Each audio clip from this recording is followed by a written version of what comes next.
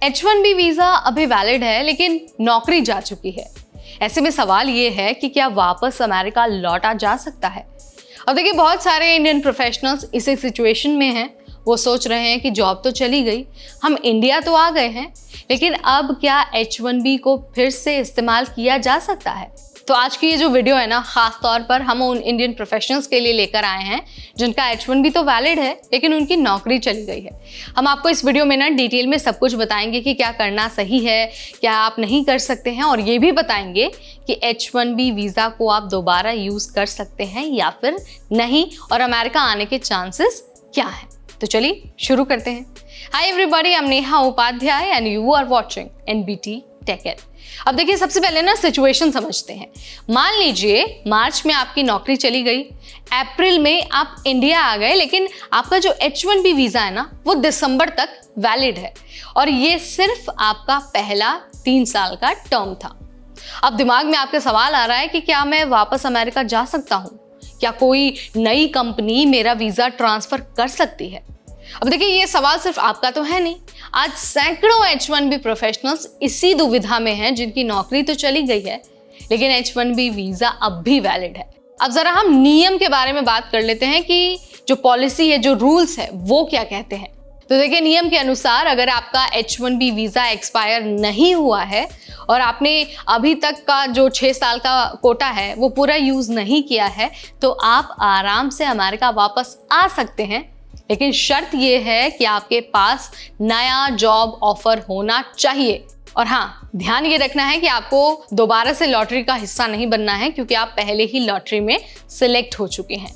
मतलब अगर आपकी नौकरी चली भी गई है, आप इंडिया वापस आ भी गए हैं और आपका H1B वीज़ा अगर अभी वैलिड है, एक्सपायर नहीं हुआ है, तो आप ज़रूर अमेरिका आ सकते हैं, दूसरी बार भी आ सकते हैं। लेकिन शर्त यह है कि आपको अमेरिका जाकर नौकरी नहीं ढूंढनी है, पहले ही आपको इंडिया में रहते रहते ही नौकरी ढूंढनी है और नए जॉब ऑफर के साथ आपको अमेरिका में जाना है। बस इतनी सी शर्त है।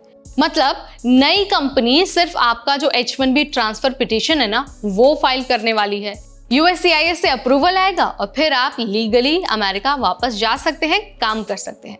अब देखिए, यहाँ पर ध्यान देने वाली बात यह है कि बहुत सारे लोगों के मन में ये मिथ होता है कि भाई मेरा तो वीज़ा वैलिड है, मैं तो कभी भी जा सकता हूँ, बैग उठाऊंगा, फ्लाइट लूंगा और अमेरिका चला जाऊंगा।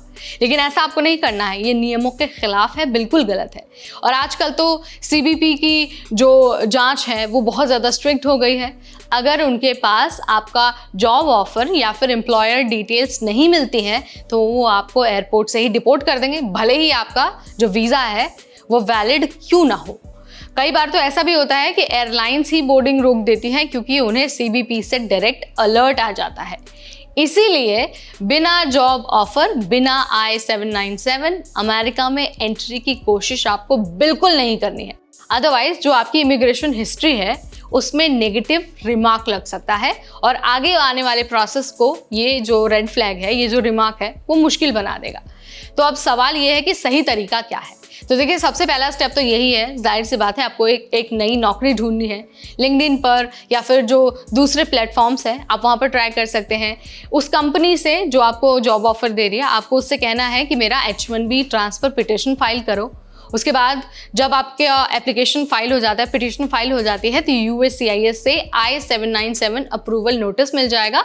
उसके बाद ही आप अमेरिका वापस आने की प्लानिंग कर सकते हैं। अगर आपके पास पुराना H1B वीज़ा स्टैंप अभी भी वैलिड है तो आप बिना नए स्टैंप के भी जा सकते हैं, अदरवाइज फिर से आपको स्टैंपिंग करवानी होगी US एम्बेसी से। तो देखिए, H1B को लेकर जो सवाल हैं या फिर जो भी मिथ्स हैं उसके बारे में लोग सोशल मीडिया पर शेयर करते ही रहते हैं। आप रेडिट और लिंक्डइन जैसे जो प्लेटफॉर्म है वहाँ पर जुड़ सकते हैं, लोगों से बात कर सकते हैं और उसके बाद जो नियम है उसके बारे में जानकारी हासिल कर सकते हैं।